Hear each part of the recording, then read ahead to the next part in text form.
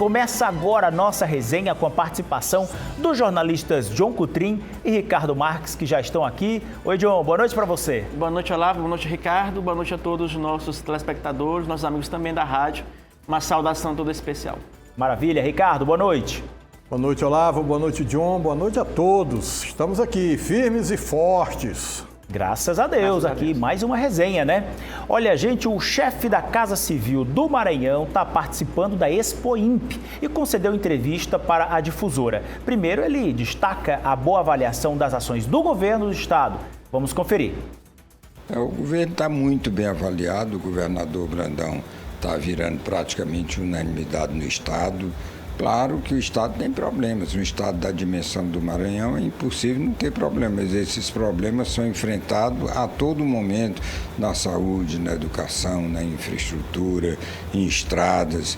Agora mesmo tivemos graves problemas no inverno na Baixada, principalmente que houve o colapso de uma ponte na BR que vai para o Pará, né, entre Santa Inês e Zedoca, e todo o fluxo teve que passar pela MA-14, que é uma estrada que não suporta o trânsito que ela levou, mas o governador esteve presente, foi no governo federal, conseguiu recursos e junto com os recursos do estado está refazendo a estrada.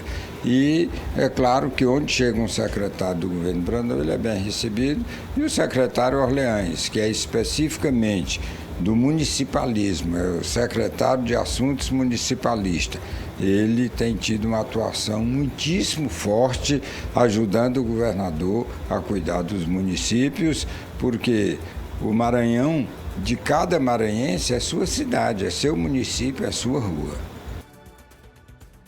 Ricardo, importante fala, né, do secretário sobre o chefe da Casa Civil em relação a essas ações, né, de que, como ele pontuou, tem alguns problemas. A gente já falou aqui, inclusive, questão da MA-014, muita gente reclamando, teve ação do Ministério Público, mas o que a gente vê é que há uma movimentação ali e ele estava falando justamente desses resultados obtidos pelo governo do estado ali nessa entrevista concedida ao Adalberto Mello.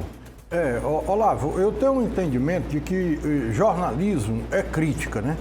Jornalismo que não critica tem até uma, acho que é publicidade, né? É publicidade, né? Tem que ter a crítica. Mas a gente não pode também deixar de reconhecer quando um ponto ou outro está dando certo, né?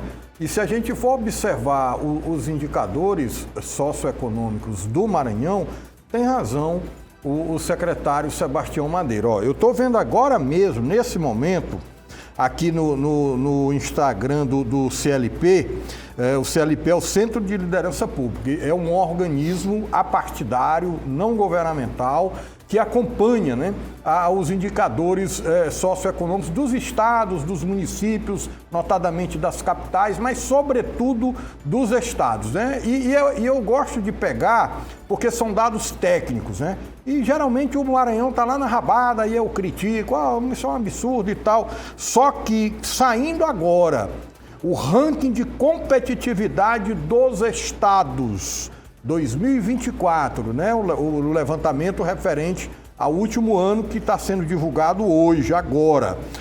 O Maranhão ocupa a 23ª posição no estado, né? Ele ocupava antes, né, até 2023, a 25ª posição, né? Quer dizer, o Maranhão ainda tem vários problemas, né? Mas tem sim avançado e a gente precisa acreditar que pode dar certo, né? Porque assim, o Maranhão é um estado de muito potencial natural, né? Poucos estados têm os recursos naturais que o Maranhão tem, né? É um paraíso para o turismo, é um paraíso para as energias renováveis, para a agricultura. Nós temos uma extensão incrível de terras agricultáveis, mas faltam as políticas públicas, né? E o governo tem feito ações que têm dado resultado positivo. Esses resultados falados aí pelo secretário Sebastião Madeira, é que deixa a gente meio achando que o Maranhão vai, precisa ir, né? Eu estou ainda esperando, e aí vai uma crítica, estou esperando aquele programa de enfrentamento à extrema pobreza, né? Como é o nome? Maranhão Sem Fome, né? Isso. Livre da fome. Livre da fome, coisa assim, né? Independente do nome, quem cria é marqueteiro, né? Mas eu quero ver esse programa aplicado, quero ver o engajamento dos 217 municípios, porque é possível sim a gente acabar não com a pobreza, mas com a extrema pobreza do Maranhão. Então tá certo o Sebastião Madeira. E aí o John Coutrinho, você acompanhou ali a fala nesse balanço do secretário do chefe da Casa Civil. Essa questão de estrada ainda é um desafio muito grande para o governo do estado e também para o governo federal aqui no Maranhão. A gente sabe que as estradas não estão nada boas, algumas em condições precárias, não é? Quem anda pelo estado sabe mais do que eu.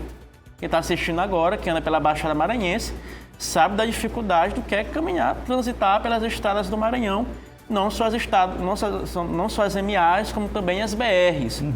Mas pelo menos está sendo feita alguma coisa lá pela Baixada, depois de protestos, a gente lembra, né, dos protestos que foram feitos, interditaram ali aquela Baixada, parece que está fazendo um serviço melhor do que o anterior, parece que não surtiu muito efeito, não é? Então é importante aí quando se fala de estrada, porque é o que leva ao desenvolvimento, né? O Maranhão precisa de logística, não dá para uma indústria vir para cá se não tem um porto, se não tem ferrovia, se não tem estrada. Exatamente. E estrada, a gente sabe que lá na Baixada, não só no governo atual, mas como os governos anteriores, sempre Precária, foi né? precário e um desafio muito grande. Né? Então acho que é importante sim atentar melhor para as estradas do Maranhão. Né? Então aí o governo pelo menos acerta quando tenta aí fazer pelo menos uma obra. E sabe que aquela obra ali da Baixada tem que ser uma obra definitiva. Algo em torno de 500 milhões de reais, né? 500 milhões de reais para resolver. Tem que ser feita uma reconstrução. Não adianta fazer serviço paliativo, tem que ser feita uma reconstrução naquela área ali, Ricardo e Olavo. Ao jornalista Adalberto Mello, o secretário também falou sobre a aliança com os republicanos e a nova sede do governo do estado que será construída, né, lá em Imperatriz, com direito a leões e canhões. O governador Brandão é um construtor de pontes. Ele jamais toca fogo na ponte. Ele sempre vai procurando pacificar, procurando agregar. Por isso é o sucesso dele, né? Ninguém consegue brigar com o governador Brandão. Você pode até querer brigar, mas onde um não quer, dois não brigam. E ele vai juntando gente, vai dando atenção, é extremamente paciente, tem uma enorme capacidade de trabalho. O resultado disso é o que nós estamos vendo no Maranhão. Ele, que Imperatriz, uma cidade extremamente crítica, né? Extremamente questionadora, mas o governador Brandão está conquistando Imperatriz com gesto, com atenção, com carinho, com obras, fixando uma residência aqui, para quando vier ele ter um lugar fixo onde fique. O antigo fórum vai se transformar numa sucursal do Palácio dos Leões, mandou fazer até 2 leões e vai botar 2 canhões também lá na frente para ser o simbolismo. Então é isso. O governador Brandão planta tudo isso e está colhendo na forma de resposta dos maranhenses, não só o seu trabalho, mas a sua capacidade política de organizar a sua administração, jamais passando por cima de ninguém. Tá aí, Ricardo. Olavo, é importante, né? A gente tem até comentado aqui, o governo do Maranhão tem sido muito presente naquela região lá de Imperatriz e região, né? Esse negócio de botar leão, canhão e tal, eu acho isso aí desnecessário, mas tem um simbolismo, né? Você faz lá uma espécie de um mini Palácio dos Leões, né? Só que o Palácio dos Leões, ele tem toda a história, né? Sim. Ele é um monumento histórico do Maranhão. Deixa eu dar aqui um outro ranking, que esse é de hoje também e é muito importante. O ranking dos estados com maior taxa de crescimento. Acreditem, de acordo com o CLP, o Centro de Liderança Pública, o Maranhão foi o 4º estado com a maior taxa de crescimento E isso é um fator animador, né? A gente precisa... Para minha surpresa aqui, o Ceará ficou em 27º, né, Dom? A gente sempre comenta que o Ceará vai bem e tal. Isso, e sempre é mais avançado que o Maranhão. Né? Exato. Agora, sim, isso é referente ao ano passado, né? Você tem uma economia do Ceará gigante. Aí cresceu um pouco, né? Mas mostra uma deficiência e mostra...